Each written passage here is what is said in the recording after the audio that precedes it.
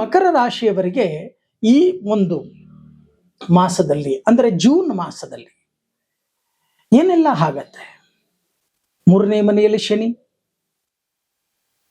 6ನೇ ಮನೆಯಲ್ಲಿ ಗುರು ಇದ್ರು, ಈಗ 7ನೇ ಮನೆ ಗುರು. ಇನ್ನೇನು ಕಮ್ಮಿ ನಿಮಗೆ? 3ನೇ ಮನೆಯಲ್ಲಿ ಶನಿ ಸಂಪತ್ತನ್ನ ಕೊಟ್ಟರೆ, 7ನೇ ಮನೆಯಲ್ಲಿ ಗುರು ಶುಕ್ರರು ಏಕರಾಶಿಯಲ್ಲಿ ಸ್ಥಿತರಾಗಿದ್ದಾರೆ. ಭಾಗ್ಯೋದಯವಾಗ್ತಕ್ಕಂಥ ಒಂದು ಮಾಸ.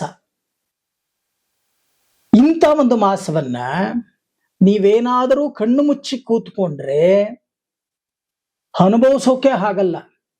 ಭಗವಂತ ಈಗಲೂ ಏನು ಕಮ್ಮಿ ಮಾಡಿಲ್ಲ ನಿಮಗೆ. ಯಾಕೆ ಅಂತಂದ್ರೆ ಕಣ್ಣಿಗೆ ಬೇಕಾದ್ದನ್ನ ತಿಂತಾ ಇದ್ದೀರಾ, ಕಣ್ಣಿಗೆ ಬೇಕಾಗಿದ್ದನ್ನ ಹುಟ್ಕೋತಾ ಇದ್ದೀರಾ, ಕಣ್ಣಿಗೆ ಬೇಕಾದ ಕಡೆ ಓಡಾಡ್ತಾ ಇದ್ದೀರಾ. ನೀವು ಓಡಾಡ್ತಕ್ಕಂಥದ್ದು ಕಾರಲ್ಲೇ ಮಕರ ರಾಶಿಯವರು, ಅಥವಾ ಒಳ್ಳೆಯ ವಾಹನಗಳಲ್ಲೇ. ಆದ್ರೆ ನಿಮ್ಮ ಜಾತಕದಲ್ಲಿ ಏನಾದರೂ ನಷ್ಟ ಯೋಗಗಳು ಅಂತಕ್ಕಂಥದ್ದಿದ್ರೆ ಸ್ವಲ್ಪ ಸಮಸ್ಯೆಗಳು. ಆದ್ರೆ ಟೋಟಲ್ ಆಗಿ ನಾನು ಹೇಳ್ತೀನಿ, ಗುರು ಮತ್ತೆ ಶನಿ ಇವರಿಬ್ಬರು 100ಕ್ಕೆ 100 ಭಾಗ ಸಪೋರ್ಟ್ ಅಂತಕ್ಕಂಥದ್ದನ್ನ ಈ ಮಕರ ರಾಶಿಯವರಿಗೆ ಮಾಡ್ತಾರೆ. ಯಾಕೆಂದ್ರೆ ರಾಶಾಧಿಪತಿ ಆಗಿರ್ತಕ್ಕಂಥ ಶನಿ 3ನೇ ಮನೆಯಲ್ಲಿ ಇದ್ದಾನೆ. ಇನ್ನು ಗುರು ಸಪ್ತಮ ಸ್ಥಾನದಲ್ಲಿ ನಷ್ಟ ಸ್ಥಾನಾಧಿಪತಿ ಆಗಿರ್ತಕ್ಕಂಥವನು ಜಯ ಸ್ಥಾನದಲ್ಲಿದ್ದಾನೆ. ನಷ್ಟ ಆಗೋಗ್ ಬಿಡೋದೇ ಇಲ್ಲ ರೀ. ನೀವು ಕೈ ಹಾಕಿದ್ದೆಲ್ಲ ಬಹಳಷ್ಟು ಅನುಕೂಲಗಳಾಗತ್ತೆ. ಆದ್ರೆ ಎಚ್ಚರಿಕೆಯಿಂದ ವ್ಯವಹರಿಸ್ತಕ್ಕಂಥ ಕೆಲಸವನ್ನ ಮಾಡಿ. ಯಾಕೆ ಈ ಮಾತನ್ನ ನಾನು ಹೇಳ್ತಾ ಇದ್ದೀನಿ ಅಂದ್ರೆ, ಧನಭಾವದಲ್ಲಿ ಅಧರ್ಮಕಾರಕನಾಗಿರ್ತಕ್ಕಂಥ ರಾಹು ಇದ್ದಾರೆ. ಆ ರಾಹು ಏನ್ ಮಾಡ್ತಾರೆ ಅಂತ ಅಂದ್ರೆ, ಬೇರೆಯವರಿಂದ ದೃಷ್ಟಿ ದೋಷ. ನೋಡಿ, ದೃಷ್ಟಿ ದೋಷದಲ್ಲಿ 4 ವಿಧಗಳು: ಹಿತದೃಷ್ಟಿ, ಅಹಿತ ದೃಷ್ಟಿ, ಕ್ರೂರ ದೃಷ್ಟಿ, ನೀಚ ದೃಷ್ಟಿ.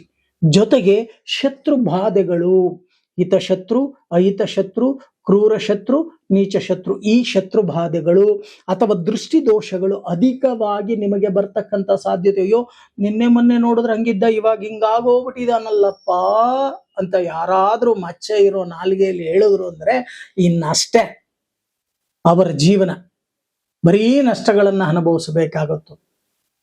ಜಾಗ್ರತೆ ವಹಿಸಿ. ದೃಷ್ಟಿ ದೋಷಕ್ಕೆ ಕಲ್ಲಿನ ಬಂಡೆ ಕೂಡ ಸಿಡಿಯುತ್ತೆ ಅಂತ ದೊಡ್ಡವರು ಅನುಭವಸ್ಥರು ಹೇಳ್ತಾರೆ. ಈ ಮಾತು ಸುಳ್ಳಲ್ಲ, ಸತ್ಯ. ಅರ್ಥ ಮಾಡ್ಕೊಳ್ಳಿ. ಅಂದ್ರೆ ಎಲೆ ಮರೆ ಕಾಯಿ ರೀತಿ ಜೀವನವನ್ನು ಮಾಡ್ತಕ್ಕಂಥ ಕೆಲಸವನ್ನ ಮಾಡಿ. ನಿಮ್ಮಲ್ಲಿ ಇರ್ತಕ್ಕಂಥ ಒಂದು ಕೆಟ್ಟ ಬುದ್ಧಿ ಏನು ಗೊತ್ತಾ? ನಿಮ್ಮಲ್ಲಿ ಏನಾದ್ರೂ 1000 ರೂಪಾಯಿ ಇತ್ತು ಅಂದ್ರೆ 10,000 ಇರೋ ರೀತಿ ತೋರಿಸ್ಕೊಳ್ಳಿಕ್ಕೆ ಮುಂದಾಗ್ತೀರಾ, ಬಹಿರಂಗ ಪಡಿಸೋಕೆ ಮುಂದಾಗ್ತೀರಾ, ಮತ್ತೆ ಹೆಚ್ಚಾಗಿ ಶೋಕಿಯನ್ನ ಮಾಡ್ಲಿಕ್ಕೆ ಮುಂದಾಗ್ತೀರಾ. ಸಾಲ ಮಾಡಿ ಆದರೂ ತುಪ್ಪ ತಿನ್ನುವಂತ ದೊಡ್ಡವರೇನು ಹೇಳ್ತಾರೋ ಅದಕ್ಕೆ ತಕ್ಕಂತೆ ನೀವು ನಡ್ಕೋತೀರಾ.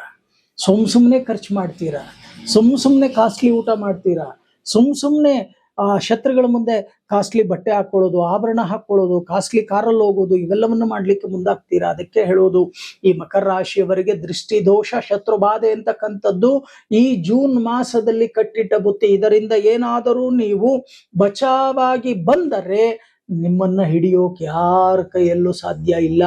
ಅಷ್ಟು ಜೀವನದಲ್ಲಿ ಪರಿವರ್ತನೆ ಅಂತಕ್ಕಂಥದ್ದಾಗತ್ತೆ. ಯಾಕೆ ಅಂತ ಅಂದ್ರೆ ನೋಡಿ, ಸೂರ್ಯ ಚಂದ್ರರಿಗೆ ಗ್ರಹಣ ಅಂತಕ್ಕಂಥದ್ದಿಲ್ಲ ಅಂತ ಅಂದಿದ್ದಿದ್ರೆ ಅವರನ್ನ ಯಾರೂ ಕೂಡ ಹಿಡಿಯೋಕ್ ಆಗ್ತಾ ಇರ್ಲಿಲ್ಲ. ಆದ್ರೆ ಛಾಯಾಗ್ರಹಗಳು, ರಾಹು ಮತ್ತೆ ಕೇತುಗಳು ಗ್ರಹಣಗಳನ್ನ ಉಂಟು ಮಾಡ್ತಾರೆ.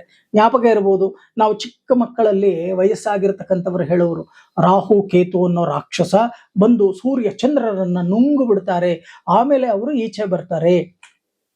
ಹೌದಲ್ವಾ? ಹಾಗೆ ಮನುಷ್ಯನಿಗೆ ಕಷ್ಟ ಅಂತಕ್ಕಂಥದ್ದು ಬರುತ್ತೆ. ಇನ್ನ ಮಕರ ರಾಶಿಯವರ ಒಂದು ಭವಿಷ್ಯದಲ್ಲಿ ಏನ್ ಹೇಳುತ್ತೆ, ಈ ಮಾಸದಲ್ಲಿ ದೃಷ್ಟಿದೋಷ, ಶತ್ರು ಬಾಧೆ. ಹಾಗಾದ್ರೆ ನೀವೇನ್ ಮಾಡಬೇಕು? ಹೆಚ್ಚಾಗಿ ನಾನೊಂದು ಮಂತ್ರ ಹೇಳ್ತೀನಿ, ಅದನ್ನ ಬಾಯಲ್ಲಿ ಭಯಟ್ ಮಾಡ್ಕೊಳ್ತಕ್ಕಂಥ ಕೆಲಸವನ್ನ ಮಾಡಿ. ಓಂ ಸುದರ್ಶನಾಯ ನಮಃ. ಅಥವಾ ನೀವು ಆಧ್ಯಾತ್ಮಿಕ ಚಿಂತಕರಾಗಿದ್ದರೆ ಕ್ಲೀಂ ಕೃಷ್ಣಾಯ ಗೋವಿಂದಾಯ ಗೋಪೀ ಜನ ವಲ್ಲಭಾಯ ಪರಾಯ ಪರಮ ಪುರುಷಾಯ ಪರಮಾತ್ಮನೆ ಪರಕರ್ಮ ಮಂತ್ರ ಯಂತ್ರ ತಂತ್ರ ಔಷಧಾಸ್ತ್ರಾಣಿ ಸಂವರ ಸಂವರ ಮೃತ್ಯೋರ್ಮೋಚಯ ಮೋಚಯ.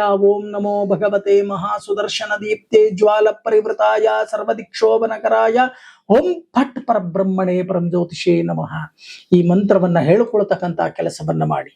ಒಟ್ಟಾಗಿ ಮಕರ ರಾಶಿಯವರಿಗೆ ಬಹಳಷ್ಟು ಅನುಕೂಲಗಳನ್ನ ಪಡಿತಕ್ಕಂಥ ಯೋಗಗಳಿದೆ. ಉಪಯೋಗವನ್ನ ಮಾಡಿಕೊಳ್ಳಿ. ಒಳ್ಳೆಯದಾಗಲಿ.